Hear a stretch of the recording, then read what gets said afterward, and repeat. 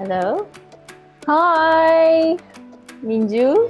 Yes, I'm. Hi. Wow, good to see you. Nice to see you. Nice to meet Finally, you. we meet up. Yeah. You did apply for ACC fund? Is that the true part? No. Yes. You did. Okay. Yeah. Okay. Yeah. And you didn't get it. Yes. Yeah. So to become a friend with you, so Yeah. I've got several questions to ask you. So I follow your old traces on the internet. During researching, I found a sentence, your self-introduction. I'm a lens-based artist. So how come you introduce yourself a lens-based artist rather than a filmmaker?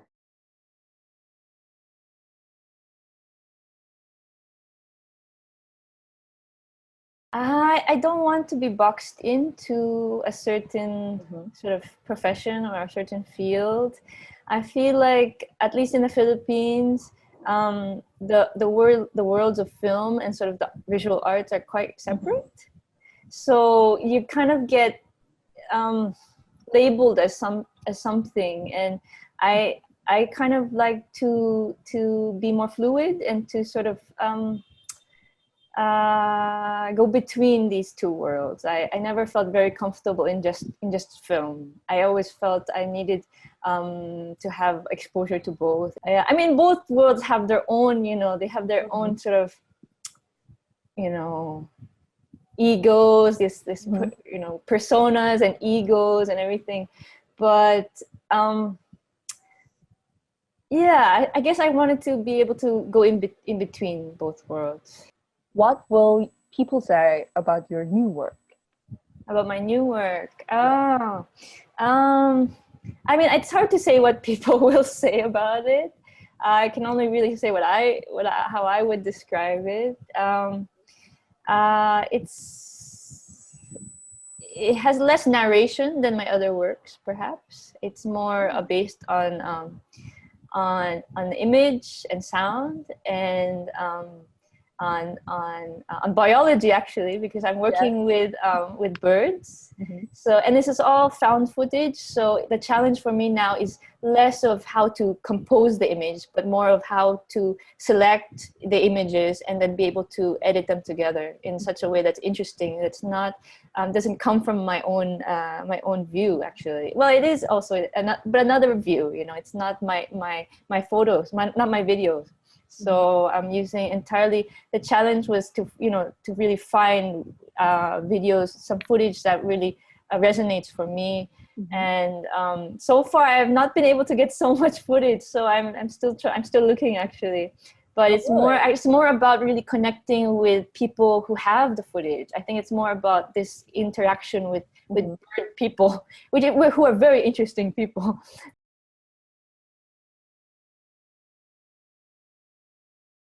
Oh, so the child dies, a child plays, a woman is born, a woman dies, a bird arrives, a bird flies off. Yeah. It kind of, as you mentioned before, has been shown in another city with various editions, including CCTV editions and animistic apparatus editions. So what will be different from other editions in this one? Well, this one is gonna be, I'm so excited because in Gwangju the screen is huge, and this is yeah, totally. I mean, you've seen it, of course, right? Yes. So you must be so small in scale, no, to the screen. And I'm looking forward to it, but it's also strange to be editing on such a small laptop and then imagining it being so big. But I guess I'm trying to, because I know that there's like a screen in a screen, right? Yeah. There's like a small one in a big one. So I'm trying to edit that way. So I will be like a picture in picture kind of edit. And then in this edition, yeah, well, I guess the scale of it, because it was never this big before. It was as an installation through different screens, and then, as you said, there was one edition where it was installed like a surveillance room, like a CCTV room. So there was like 12 or 13 monitors arranged in a grid. And then it was more of an installation because it was about the objects also around the screen. There's like, you know, it's made to look like a security room. So it's like a security guard who's supposed to be viewing, you know, but he's viewing these, and it brings up a lot of questions because it's like he's viewing all these birds, and he's supposed to be viewing these birds, or have they sort of taken over the technology? So like it brings up a lot of questions. And for this new work, I'm really excited because there's so many possibilities because of this found footage. It's all this footage I haven't shot. So it's really about selecting it and how to put together the footage that I find. Especially also working with the sound as well, I think.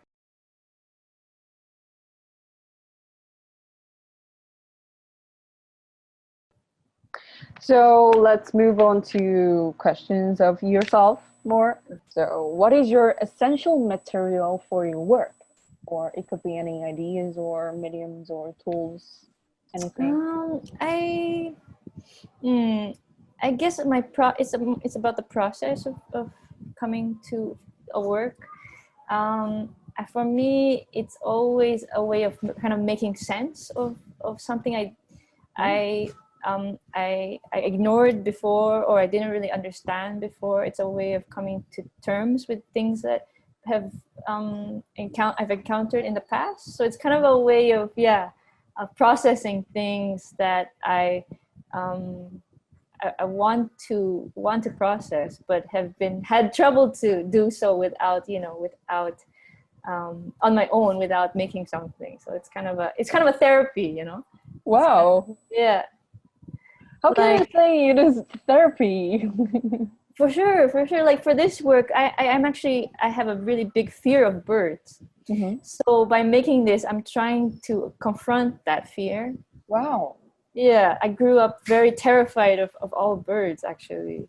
When I was young, I think I saw my father, he grew up on a farm, and I was so very, distant from any kind of farm, any kind of relationship of animals. I grew up in a city in Japan, actually, and so I grew up very removed from any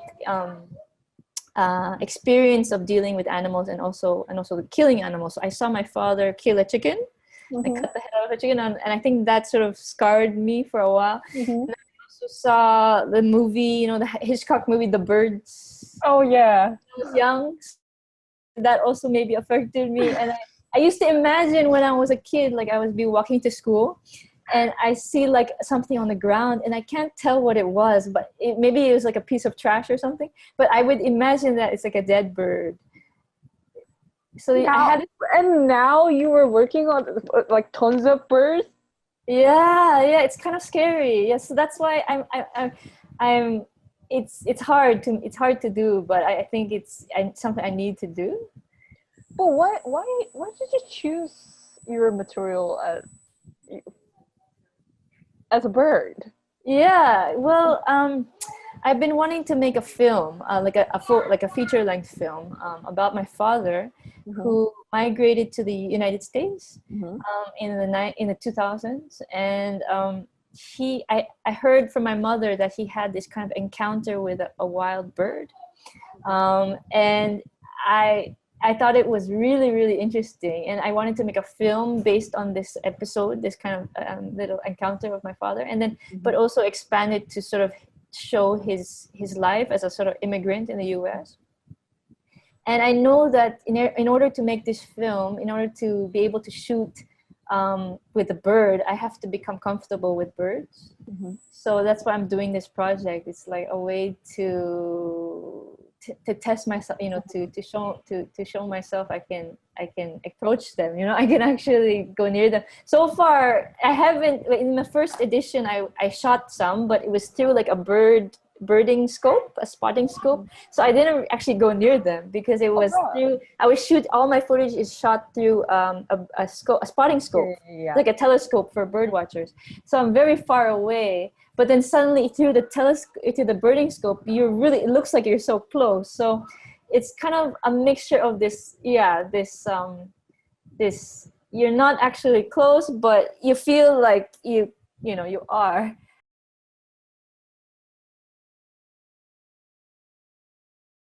So I think this is kind of final questions from you. Sure. I think this is the most difficult questions to every artist. Can you introduce yourself?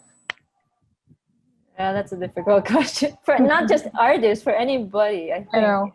Yeah. How do you introduce? Anyone? Yeah. How do you introduce yourself? Shall I do it? I will say, I am Shireen Seno, and I'm a mom, and I make films, I make artwork, and I use these things as a way of dealing with of emotions and things that have happened to me, and start processing them. So let's to say goodbye. So can we make a special friend handshake? Sure. Did you have a way of doing it? Oh, actually, I've never done it before. The first time. So you have to help me a lot. Oh my gosh, how do we do this? Through Zoom. Thank you for having a conversation and sharing stories about yourself and your works. And I hope you're happy and stay safe. Same to you. Thank you also for taking the time to prepare this, and for all the thoughtful questions. I really enjoyed us.